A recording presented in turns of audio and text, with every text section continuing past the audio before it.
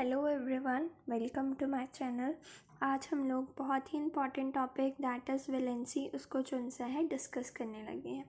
Valency जो सा topic है वो हमारा क्लास 9th एंड क्लास 10 दोनों ही क्लासेस के लिए बहुत इम्पॉर्टेंट है। जैसे क्लास 9th में जो 3rd एंड 4th चैप्टर हैं वो पूरे आपके इस टॉपिक के ऊपर ही बेस हैं।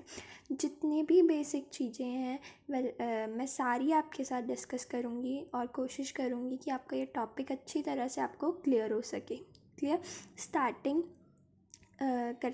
करते हैं। जैसे कि अब हम लोग देखें कि वैलेंसी है क्या। बेसिकली हम सब लोग जैसे नॉर्मल सभी लोग जो उनसे अपनी लाइफ में क्या होना चाहते हैं, स्टेबल होना चाहते हैं।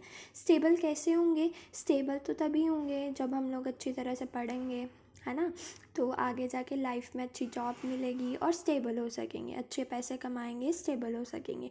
वैसे ही जो उनसे हमारे पास एटम्स होते हैं, एलिमेंट्स होते हैं, जैसे सोडियम, क्लोरीन, मैग्नीशियम, ये भी सब क्या होना चाहते हैं, ये भी सारे जो सा है स्टेबल होना चाहते हैं। और ये स्टेबल होंगे कैसे? या तो अपने इलेक्ट्रॉन्स को लूज़ करके और या तो अपने इलेक्ट्रॉन्स को जो सा है गेन करके जो सा है अपने आप को जो सा है वो स्टेबल करेंगे। सो यही प्रॉपर्टी, यही एबिलिटी कोई भी एटम या एलिमेंट्स की कि दूसरे किसी एटम या एलिमेंट्स के साथ कंबाइन करना और अपने इलेक्ट्रॉन्स को या गेन करके लूज़ करके अपने आप को क्या करना, स्टेबल करना, that we term as the valency. Clear? For example मानिए हमारे पास एक एलिमेंट है जैसे कि सोडियम। अब जो सोडियम है सबसे पहले तो हम उसका एटॉमिक नंबर लिखेंगे। इसके लिए आपको 1 से लेकर 20 तक फुल एटॉमिक नंबर जो सा है याद होने चाहिए। क्लियर? सो सबसे पहले हम लोग 11 जैसे सोडियम का एटॉमिक नंबर है तो कैसे लिखेंगे हम 11 को? इलेक्ट्रिक कॉन्फ़िगरेशन उसकी 2 8 1। ये मैंने सब बता रखा है मेरी प्रीवियस वीडियोस में कि हम कैसे इलेक्ट्रिक कॉन्फ़िगरेशन लिखते हैं और उनको हम लोग हमेशा जो सा है शेल्स में जो सा है लिखते हैं। क्लियर? सो हम उसे कैसे लिखेंगे? 11 को 2 8 1 लिखेंगे।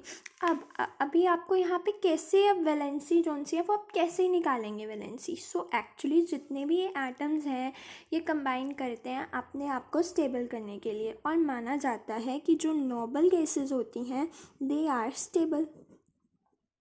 नोबल गैसेस कौन सी होती हैं? जिनके जो सा स्ट्रक्चर है वो एकदम कंप्लीट हो। जैसे अगर कि आपको शेल में 2 इलेक्ट्रॉन्स मिले, किसी भी शेल में 2 8 इलेक्ट्रॉन्स मिले या 2 8 8 इलेक्ट्रॉन्स मिले, they are completely noble gases, means they are completely stable. So हमें इनको भी ऐसे ही जो सा है स्टेबल जो सा है करना है। क्लियर? सो अब हम इन्हें कैसे स्टेबल करेंगे देखते हैं। जैसे कि हमारे पास सोडियम है, सोडियम का एटॉमिक नंबर 11, तो मैं उसे कैसे लिखूँगी? 2 8 1। सो अब आपको क्या याद रखना है? अगर तो आपकी ये लास्ट शेल कौन सा शेल होता है? बता रखा है पीछे भी, लास्ट शेल जो सा होता है ये वैलेंस शेल होता है। अगर तो आपके वैलेंस शेल में आपके पास 1 2 या 3 इलेक्ट्रॉन्स है for example, then you have to lose the electrons.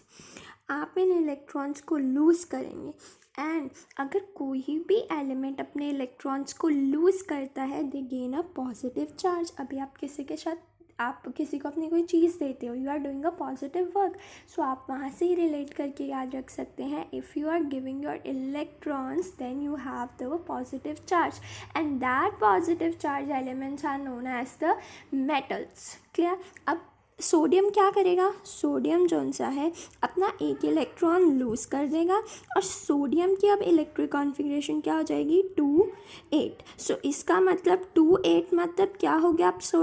अब सोडियम हमारे पास एक मेटल हो गया जो कि क्या हो गया? स्टेबल हो गया। Am I clear to you? ठीक है। अगर आपको कोई भी प्रॉब्लम है आप कमेंट सेक्शन में लिख सकते हैं अपनी प्रॉब्लम, जो भी आपको मतलब हो। क्लियर? जो आपको नहीं क्लियर हुआ आप उसमें पूछ सकते हैं। मान लीजिए अगर मेरे पास होता एल्युमिनियम की वैलेंसी कितनी होगी? एल्युमिनियम का एटॉमिक नंबर लिखें, सबसे पहले बिना कुछ सोचे एटॉमिक नंबर लिखें, दैट इज़ 13। अब 13 को मैं कैसे लिखूँगी? 2 8 3। और अभी मैंने आपको क्या बताया, अगर लास्ट में 1 2 एंड 3 हो आप डायरेक्टली 1 2 और 3 वहाँ पे रिटर्न करें। सो इसकी जो उनसे कितने इलेक्ट्रॉन्स है? 3 लिखें और पॉजिटिव डाल दे साथ में, क्या होगा, क्या बन जाएगी, 2 और 8 इसकी अब हमारे पास इलेक्ट्रिक कॉन्फ़िगरेशन होगी। और वैलेंसी क्या होगी हमारे पास, +3। प्लस क्यों आया, because it is a metal. अभी बताया आपको कि अगर लास्ट शेल में 1, 2 और 3 इलेक्ट्रॉन्स हो then they are directly metals. Clear, आप बस इतना जो सा है याद रखिए। और मान लीजिए अगर हम कोई नॉन मेटल की एग्जांपल लेते हैं जैसे कि क्लोरीन। क्लोरीन का जो एटॉमिक नंबर है दैट इज़ 17। सो 2, 8, 7 ऐसे ही लिखेंगे। अब आपको एक चीज़ याद रखनी है, अगर लास्ट